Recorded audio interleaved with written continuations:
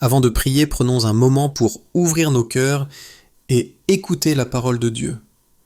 Dans Jérémie 29, 13, le Seigneur lui-même dit « Vous me chercherez et vous me trouverez si vous me cherchez de tout votre cœur ». Ce n'est pas seulement un verset à lire, c'est une invitation personnelle prononcée directement du cœur de Dieu au vôtre. Il n'est pas distant, pas silencieux, pas désintéressé. Il est proche, attentif et en attente. En ce moment même, Dieu vous chuchote « Viens, approche, cherche-moi, je te promets que tu me trouveras ». Et cette promesse n'est pas réservée aux parfaits, aux religieux ou aux forts. Elle s'adresse à quiconque est prêt à le chercher avec sincérité, soif et humilité. Pourtant, combien de fois oublions-nous cela ? Combien de fois courons-nous d'abord après tout le reste, des choses que nous pouvons voir toucher ou contrôler, en laissant celui qui a créé nos âmes en arrière-plan ? Nous mettons notre énergie à courir après l'argent, le succès, l'approbation, les relations, le confort et le contrôle. Nous pensons que si nous obtenons la prochaine promotion, si nous trouvons le bon partenaire, si nous gagnons assez d'argent ou si nous obtenons assez de reconnaissance, alors nos cœurs trouveront enfin la paix. Mais plus nous courons, plus nous nous rendons compte que le vide persiste. Ces choses exigent plus et donnent moins. Elles promettent la satisfaction, mais nous laissent toujours assoiffés. Cette soif n'est pas accidentelle, c'est un signal. Au plus profond de chacun de nous, il y a une aspiration qu'aucun succès, aucune relation, aucune possession et aucun confort terrestre ne peut jamais combler. Cette aspiration a été placée là par Dieu lui-même. Ce n'est pas un défaut, c'est l'empreinte du ciel sur votre âme, un rappel que vous avez été fait pour quelque chose de plus. Alors aujourd'hui, avant de courir après la clarté, le contrôle ou le confort, je vous invite à faire une pause. Je vous invite à chercher Jésus, murmurer son nom, tourner votre attention et votre affection vers lui. Non pas seulement avec des mots, mais avec un abandon total. Parce qu'il est le seul qui peut vraiment satisfaire la faim de votre âme. Il est le seul qui ne vous décevra jamais, ne vous abandonnera jamais, ne laissera jamais vos prières sans réponse. Il est le lion de la tribu de Juda, fort et inébranlable, mais il est aussi le berger qui rassemble tendrement ses brebis. Il est le prince de la paix qui calme les tempêtes en nous.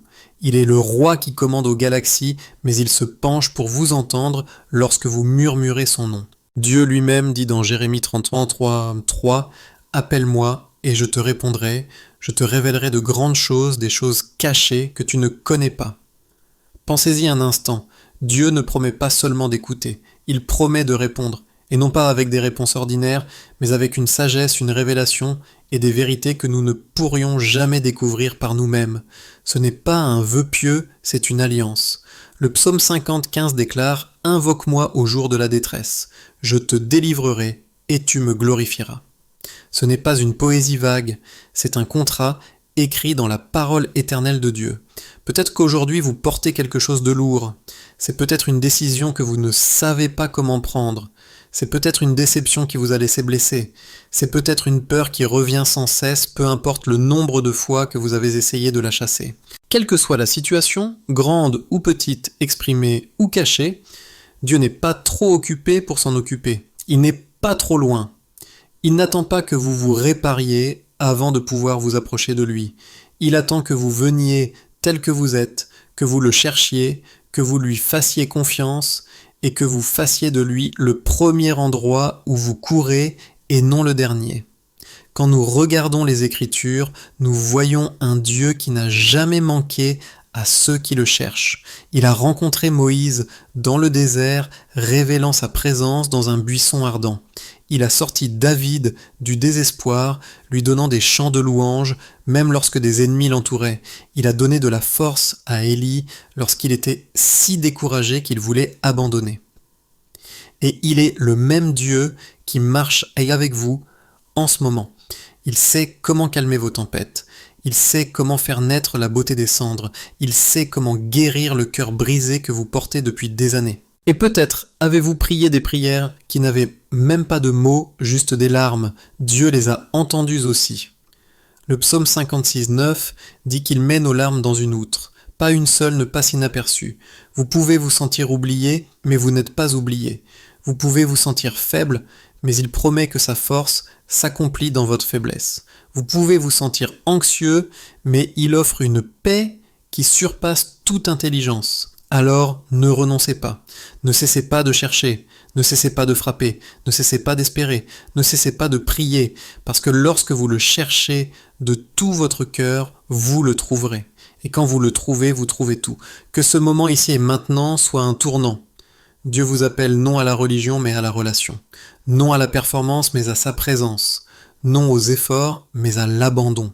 Il veut marcher avec vous au quotidien, dans vos décisions, dans vos déceptions, dans vos joies et dans vos luttes. Il ne veut pas seulement une partie de votre vie, il veut la remplir complètement. Alors je vous pose la question, que cherchez-vous aujourd'hui? Où avez-vous cherché la paix? Vers quoi avez-vous couru en espérant que cela calmerait votre âme? Laissez-le de côté, mettez-le de côté. Levez les yeux vers celui qui vous a créé, qui vous aime au-delà de toute mesure et qui promet d'être trouvé lorsque vous le cherchez de tout votre cœur. Et maintenant, avant de continuer, prenons ce moment et ouvrons nos cœurs dans la prière en laissant ses promesses nous inonder, en laissant sa présence nous rencontrer là où nous sommes. Lorsque nous ouvrons nos cœurs à la prière, nous ne prononçons pas seulement des mots dans les airs. Nous entrons en conversation avec le Dieu vivant qui entend, qui répond et qui s'approche de ceux qui invoquent son nom. Le psaume 145-18 nous rappelle « L'Éternel est près de tous ceux qui l'invoquent, de tous ceux qui l'invoquent avec sincérité. » Cela signifie qu'aucune de vos prières n'est vaine, même celles chuchotées à travers les larmes, même celles bégayées avec doute, même celles dites en silence, Dieu se penche pour les entendre. Mais la prière ne consiste pas seulement à demander, elle consiste aussi à s'aligner. Il ne s'agit pas seulement de présenter nos besoins, mais de permettre à nos cœurs d'être remodelés par sa présence. Trop souvent, nous abordons la prière comme une transaction en apportant notre liste et en nous attendant à une livraison immédiate. Pourtant, la prière n'est pas un distributeur automatique, c'est un lieu de rencontre. C'est un espace sacré où notre faiblesse rencontre sa force, notre confusion rencontre sa sagesse et notre vide est comblé par sa plénitude. Pensez à Anne dans 1 Samuel 1. Elle a versé son cœur dans l'angoisse devant Dieu à tel point qu'Élie la croyait ivre. Mais Dieu l'a entendue non seulement à cause des mots qu'elle a prononcés, mais à cause de la sincérité de son cœur. Et il lui a répondu en lui donnant Samuel, un enfant qui deviendrait un prophète en Israël. Vos prières n'ont pas besoin d'être parfaites, elles doivent seulement être vraies. Dieu n'est pas ému par l'éloquence, il est ému par la sincérité. Peut-être qu'en ce moment vous portez une prière sans réponse, peut-être avez-vous demandé à Dieu la guérison, la provision, la réconciliation ou la clarté, et vous avez l'impression que le ciel est silencieux. Puis-je vous rappeler aujourd'hui que le silence ne signifie pas l'absence. Les délais de Dieu ne sont pas des refus. Parfois, il refuse ce que nous demandons parce qu'il a quelque chose de plus profond, de meilleur, de plus durable. Parfois, il ne change pas seulement votre situation, il vous change vous. Jésus lui-même nous a enseigné dans Matthieu 7, 8, « Demandez et l'on vous donnera, cherchez et vous trouverez, frappez et l'on vous ouvrira. Car quiconque demande, reçoit, celui qui cherche, trouve, et l'on ouvrira à celui qui frappe. » Remarquez la persistance demandée, cherchez, frappez. La prière n'est pas toujours un événement ponctuel. C'est une persistance dans la foi en faisant confiance que le moment de Dieu est parfait, même si cela met notre patience à l'épreuve. Alors en cet instant, je vous invite à apporter vos fardeaux devant le Seigneur. Imaginez-les dans vos mains, puis relâchez-les dans les siennes. Priez avec moi. Père Céleste, tu connais le poids que chacun de nous porte aujourd'hui. Certains d'entre nous sont accablés par la peur d'autres, par le regret d'autres, par l'incertitude quant à l'avenir. Nous les remettons maintenant entre tes mains. Nous les déposons au pied de la croix, croyant que tu prends soin de nous, croyant que tes épaules sont assez fortes pour porter ce que nous ne pouvons pas. Seigneur, échange notre lourdeur contre ta paix, notre faiblesse contre ta force, notre anxiété contre ton calme. Rappelle-nous que nous ne sommes pas seuls, que tu marches avec nous à travers chaque vallée et que tu es fidèle à nous faire traverser. Amen. Mon ami, la prière ne concerne pas seulement ce que nous apportons à Dieu, elle concerne aussi ce que Dieu fait en nous. Lorsque nous prions, notre perspective change. Soudain, le problème qui semblait autrefois insurmontable se réduit à la lumière de la grandeur de Dieu. C'est pourquoi David, bien qu'entouré d'ennemis, pouvait dire dans le psaume 23, 4, « Quand je marche dans la vallée de l'ombre de la mort, je ne crains aucun mal, car tu es avec moi. » Remarquez qu'il ne dit pas que la vallée disparaît. Il dit « Je ne craindrai pas, parce que tu es avec moi. » La prière n'enlève pas toujours la vallée, mais elle change la façon dont nous la traversons. Laissez-moi vous raconter ceci, il y avait autrefois une femme dans notre communauté qui a prié pour la guérison de son mari pendant de nombreuses années. La guérison n'est jamais venue de la manière dont elle s'y attendait, il n'a jamais guéri physiquement. Mais pendant cette saison de prière, quelque chose s'est passé dans son propre cœur. Elle a trouvé une force qu'elle ne savait pas avoir. Elle a trouvé la paix au milieu du chagrin.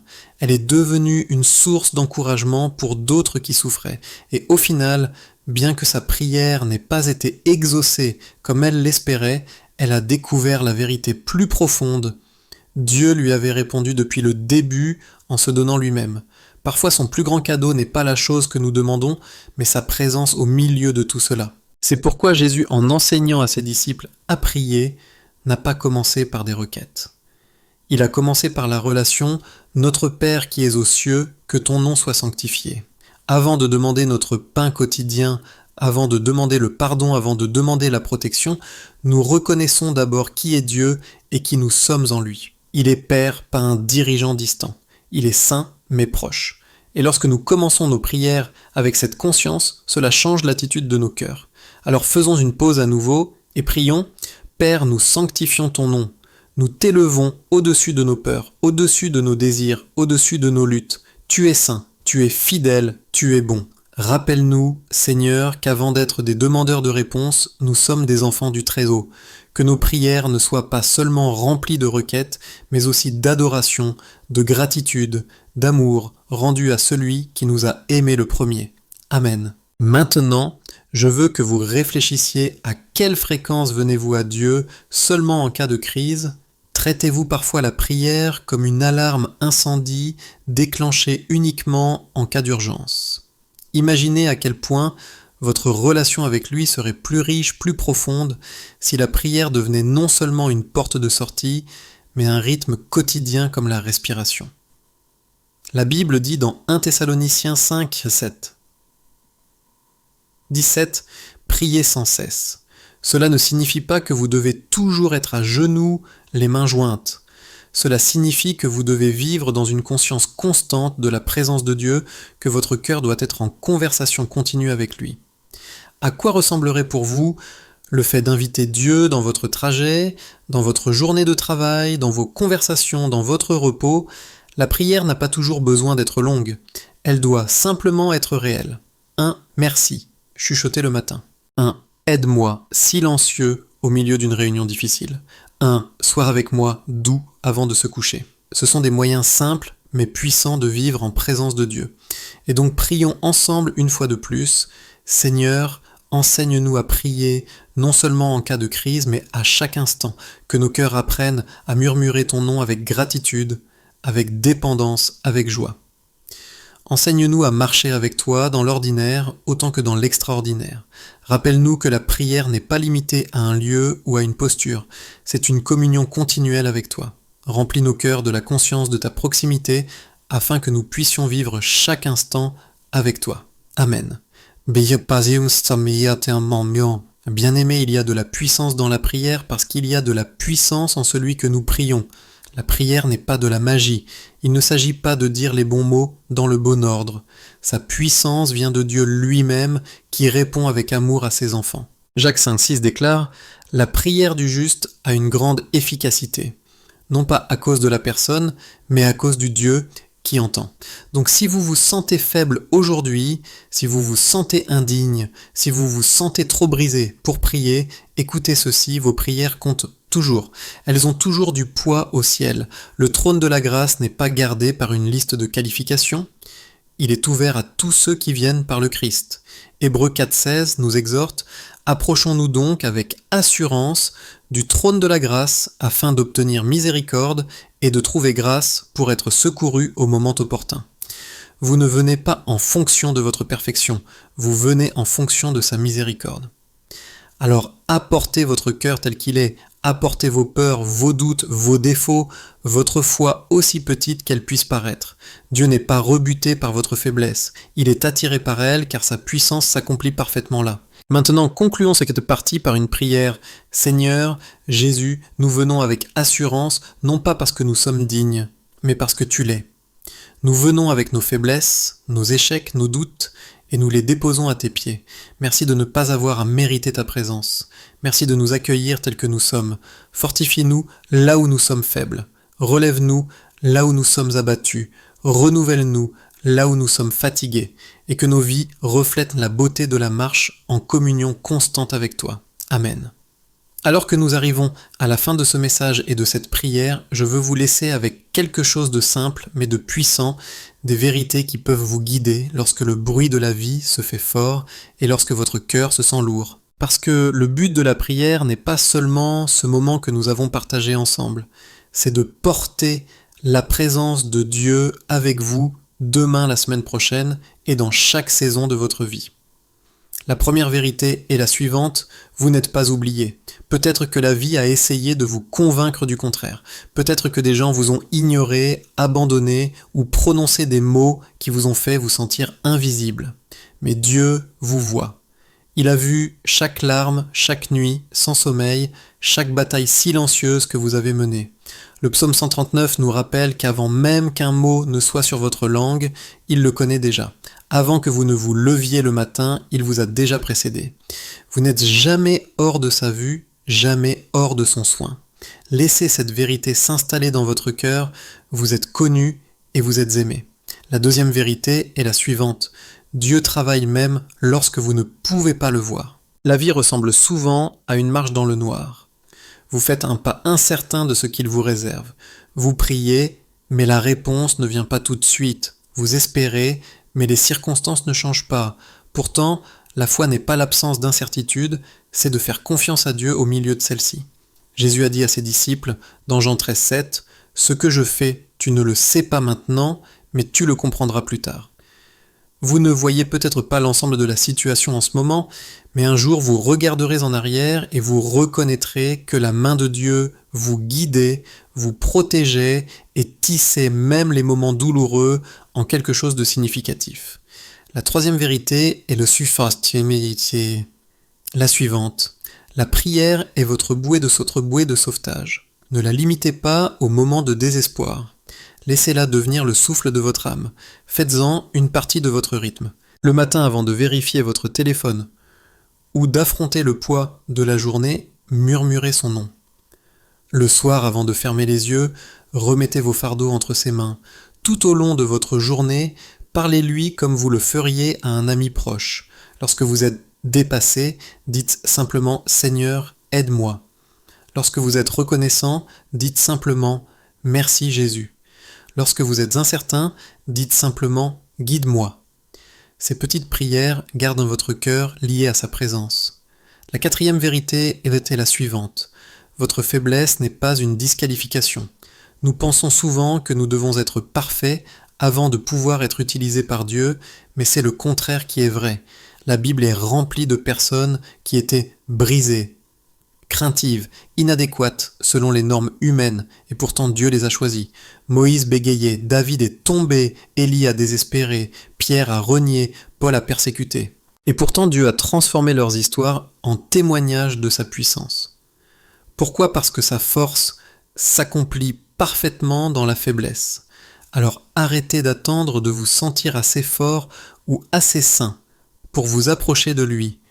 Venez tel que vous êtes et laissez son esprit vous transformer. La cinquième vérité est la suivante, votre vie est destinée à déborder. La prière et la foi ne concernent pas seulement ce que vous recevez, elles concernent ce que vous apportez aux autres. Comme Dieu vous console, vous êtes appelé à consoler les autres. Comme il vous donne la paix, vous êtes appelé à être un artisan de paix. Comme il vous remplit d'espérance, vous êtes appelé à prononcer des paroles d'espérance dans les cœurs fatigués. Votre vie devient un témoignage vivant de sa bonté.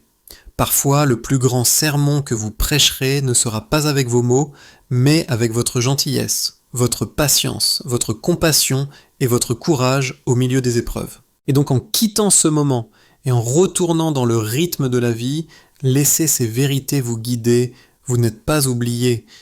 Dieu travaille même lorsqu'il est invisible. La prière est votre bouée de sauvetage. La faiblesse n'est pas votre disqualification et votre vie est destinée à déborder. Mon ami, quoi que vous affrontiez aujourd'hui, vous ne l'affrontez pas seul. Le Dieu qui a créé les cieux est le même Dieu qui se penche pour écouter lorsque vous murmurez son nom. Il est le même hier, aujourd'hui et éternellement. Il ne vous décevra pas. Il ne vous abandonnera pas. Il ne laissera pas votre histoire se terminer par une défaite. Romains 8, 28 nous assure, nous savons du reste que toute chose concourt au bien de ceux qui aiment Dieu, de ceux qui sont appelés conformément à son plan. Tenez-vous-y. Laissez-le être l'encre de votre âme. Et enfin que votre cœur soit rempli de paix. Une paix qui n'est pas basée sur les circonstances, mais sur la présence inébranlable du Christ en vous. Puissiez-vous marcher avec une espérance qui ne peut être volée, un courage qui ne peut être brisé et un amour qui déborde sur ceux qui vous entourent. Que vos prières deviennent non pas seulement des mots prononcés dans des moments de besoin, mais une connexion vivante avec le Dieu qui se réjouit de marcher avec vous au quotidien. Alors avancez avec foi, avancez avec force, avancez avec la confiance que vous êtes un enfant du Dieu très haut et que sa grâce, sa miséricorde et son amour indéfectible vous portent à travers chaque saison. Amen.